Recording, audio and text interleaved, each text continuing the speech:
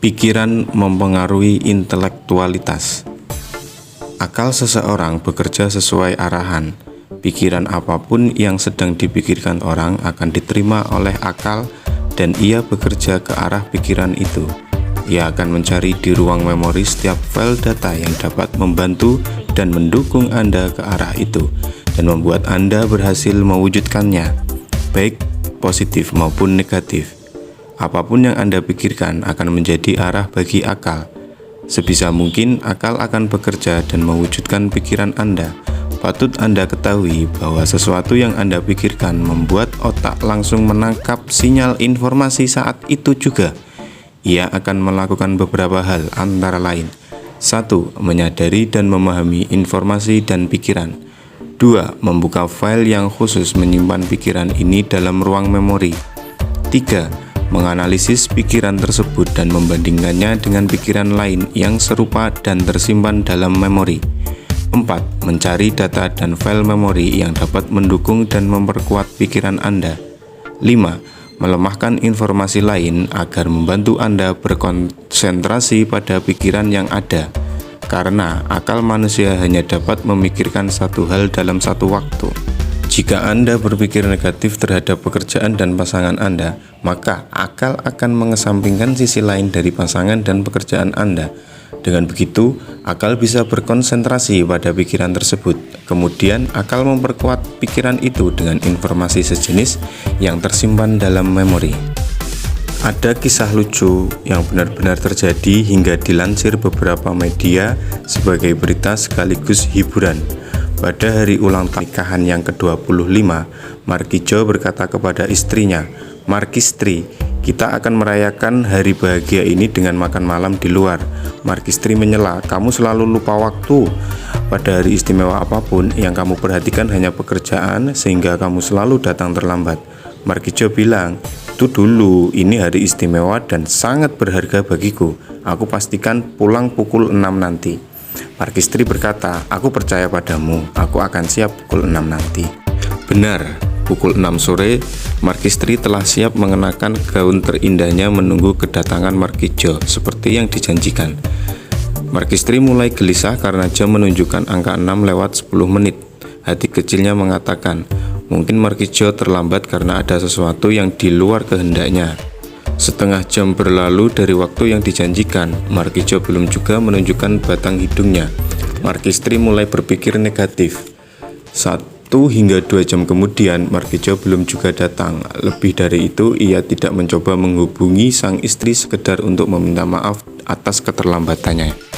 Markistri memutuskan untuk memberi pelajaran agar sang suami tidak lupa lagi sepanjang hidupnya. Untuk itu, ia mengunci semua pintu dari dalam. Setelah itu, ia menghubungi aparat keamanan dan melaporkan bahwa ada seseorang yang akan berbuat jahat kepadanya. Alamat rumahnya pun diberikan. Tidak lama kemudian, aparat kepolisian datang dan menunggu. Pukul 8:30, Markijo pulang. Ketika hendak membuka pintu, aparat kepolisian langsung menangkapnya. Markijo kaget bukan kepalang hingga hampir terkena serangan jantung. Ia teriak-teriak, "Ini rumahku, di sini istriku tinggal." Markijo meminta aparat mengetuk pintu dan menanyakan langsung pada Markistri untuk memastikan telah terjadi salah paham. Ketika salah seorang dari mereka mengetuk pintu, Markistri keluar dengan tenang. Markijo berkata, "Markistri, telah terjadi salah paham, tolong jelaskan kepada para polisi ini siapa aku sebenarnya." Markistri membisu. Aparat bertanya, "Nyonya, apakah Anda mengenal orang ini?" Dengan tenang Markistri menjawab, "Aku belum pernah melihatnya." Markijo pun terperangah dan tak percaya dengan ucapan istrinya. Ia kebingungan seperti sedang dilanda mimpi. Akhirnya ia menangis karena marah bercampur sedih. Markistri lalu berkata kepada aparat, "Ya, dia itu Markijo, suamiku.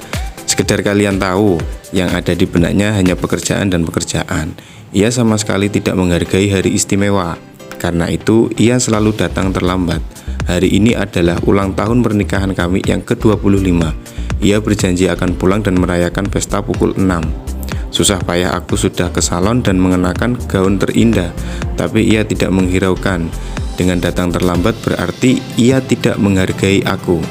Karena itu aku putuskan untuk memberinya pelajaran tak terlupakan. Aparat kepolisian pun tertawa. Akhirnya Markijo pun dibebaskan. Ini contoh sederhana tentang kekuatan pikiran dan pengaruhnya di benak seseorang. Jika pikiran menggambarkan rasa takut, maka konsentrasi akal untuk melepaskan diri dari rasa takut adalah dengan menghindarinya atau menghadapi dan memberantasnya. Jika yang muncul di pikiran adalah kecemasan, akal akan fokus pada kecemasan dan mencari penguat dengan membuka data-data pendukung. Bisa jadi hal itu semakin membuat cemas atau bisa menjadi solusi. Anda bisa menganalogikan semua pengalaman hidup dengan contoh sederhana itu. Dalam kehidupan spiritual, jika yang muncul di pikiran adalah bangun malam untuk sholat tahajud atau sholat subuh pada waktunya, maka akal akan konsentrasi pada hal itu. Akal akan mencari data pendukung untuk mewujudkan keinginan Anda. Dalam bidang kesehatan, jika yang terus dipikirkan adalah kesehatan yang membaik dan berat badan ideal dihubungkan dengan kebahagiaan, maka akal akan fokus untuk mewujudkan itu. Dengan usaha dan kesabaran, seseorang bisa mewujudkan mimpi-mimpinya. Jika seorang siswa berpikir takut menghadapi ujian dan mendapat nilai tidak memuaskan, akal membantunya menjauhi sumber yang dianggap membahayakan prestasinya. Akibatnya, rasa cemas dan perasaan negatif yang lain semakin kuat. Bahkan, ada beberapa siswa yang tidak berani masuk ruang ujian karena rasa takut yang terlalu mencekam.